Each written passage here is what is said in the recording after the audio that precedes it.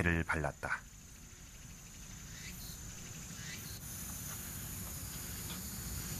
네, 여기에 보면 지금 회칠을 해서 메꾼 흔적이 나오는데요.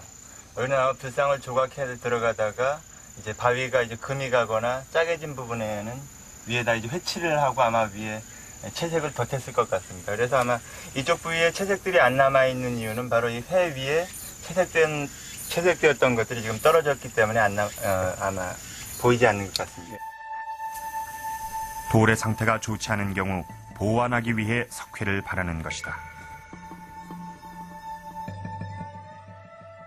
석회를 바르는 데엔 또 한 가지 중요한 이유가 있다. 흔히 화강암 위에 색을 입히기 위해선 접착제를 써야 하는데 이때 쓰이는 것이 아교다. 광물성 안료에 아교를 섞으면 거친 돌 위에도 색이 잘 붙기 때문이다. 그런데 석회를 바르게 되면 접착제 없이 광물성 안료만으로도 채색이 가능하다. 석회가 마르기 전에 그 위에 색을 칠하면 석회와 함께 칠이 견고하게 굳기 때문이다. 특기가 아직 있을 때 그때 그리는 것은 표면에 접착제를 따로 쓰지를 않습니다. 그래서 상당히 견고하고 오래 간다고 볼 수가 있는데, 표면에 채색의 분말과 함께 그 석회 피막이 생기기 때문에 유기질 접착제를 굳이 따로 쓰지 않더라도 회가 굳으면서 같이 그 재료를 맞물리고 굳어가는 그런 기법입니다. 보다 견고하게 색을 입히기 위해 석회를 바른 것이다. 뿐만 아니라 석회를 바르면 칠을 할 때 흡수가 잘 되고 색감도 훨씬 좋아진다. 칠을 해보니까 여기 회칠을 한 부분은 색이 아주 잘 묻고 하지 않은 부분은 좀 색칠이 잘 묻지 않습니다. 회칠을 한 부분은 보니까 색이 아주 잘 흡수가 되는데, 회칠을 하지 않은 부분은 흡수가 되지 않고 그 채색 자체가 좀 잘 마르지 않고 좀 느낌이 좀 안 좋습니다.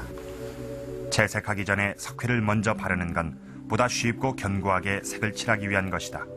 석회 흔적은 당시 채색 기술을 엿볼 수 있는 중요한 탄서였던 것이다. 희미하게 남아있는 이 석불의 채색 흔적은 이렇게 우리에게 많은 것을 이야기해 줍니다.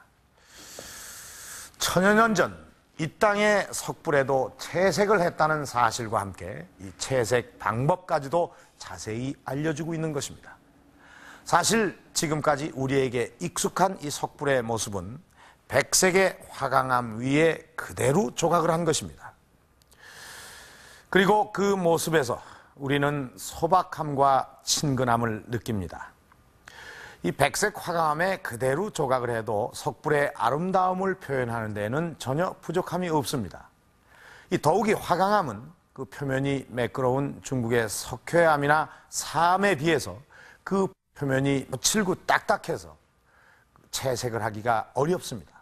그런데도 굳이 어려운 채색 기법을 동원해서 색을 칠한 데에는 이유가 있습니다.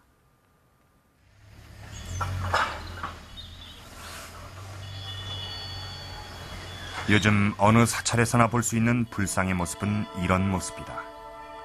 몸 전체에 금을 입히고 눈과 머리와 입술은 채색을 한 화려한 모습이다.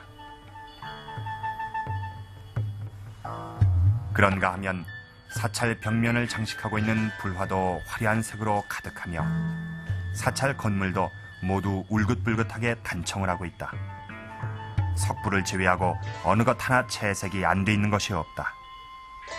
왜 이렇게 화려하게 색을 입힌 것일까? 색이라는 장엄의 일부분이고, 장엄이라는 건 그 종교하고 그거는 관계가 많이 있죠. 그거는 이제 그 종교의 위를 나타내기 위해서, 종교를 또 이제 전파하기 위해서, 그런데 이제 그 장엄이 보조 역할을 하는 거죠. 그러니까 집을 짓고도 뭐 단청을 한다든지 그게 다 장엄 아닙니까? 장엄이란 경배 대상으로 위엄을 갖추기 위해 장식을 하는 것으로 그중 하나가 사찰 건물을 비롯한 모든 종교적인 대상물에 화려하게 색을 입히는 것이다. 굳이 석불에 채색을 한 것은 이런 이유 때문이다. 장엄을 해야죠.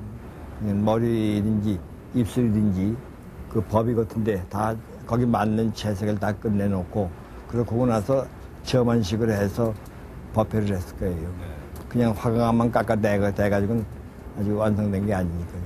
화강암을 깎은 돌을 갖다 굴레에다가 모신 게 아니고 다 이제 장엄을 하고 해서 다 제자리에 해서 그러고 이제 최종 그 낙성식을 했을 거예요.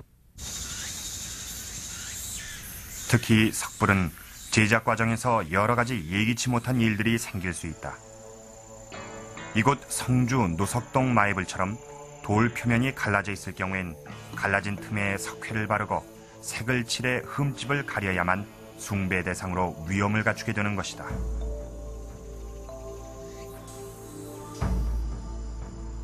그런가 하면 괴산 원풍리 마애불 좌상은 부처의 코를 따로 만들어 붙였다. 때문에 코 주변에 땜질한 흔적이 그대로 남아있다. 이건 역시 색을 칠해 가려야 숭배 대상으로 손색이 없게 되는 것이다.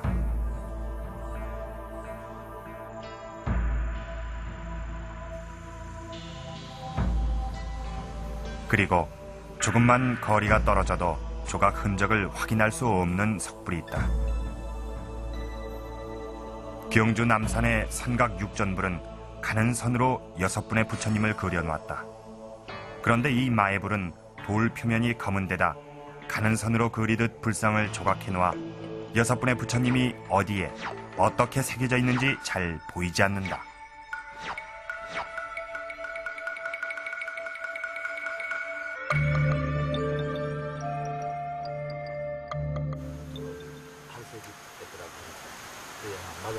더욱이 석불 주변에선 조성 당시의 것으로 추정되는 기와가 발견되고 있으며 바위 위에는 사각형의 기둥 자리가 있다.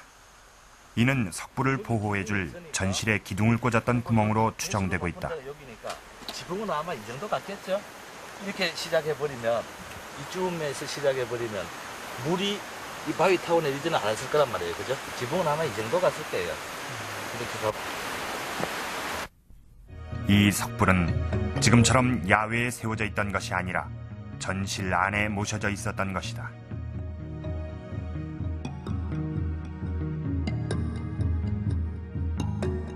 지금 우리가 대낮에 이쪽에 서서 보고 있는데도 식별이 쉽지 않는 부처님이 당시 집 안에 들어가 있을 때는 도대체 촛불을 몇 개나 켜야 식별할 수 있겠느냐 하는 것이죠. 따라서 당시에 전면 채색됐을 것이라는 것은 이심할 바 없는 사실입니다. 석불에 색을 입히는 건 사람들이 보다 쉽게 부처의 모습을 식별하고 경배심을 가질 수 있도록 하기 위한 것이다. 색을 칠한 뒤에야 비로소 석불은 숭배의 대상으로 생명력을 갖게 되는 것이다.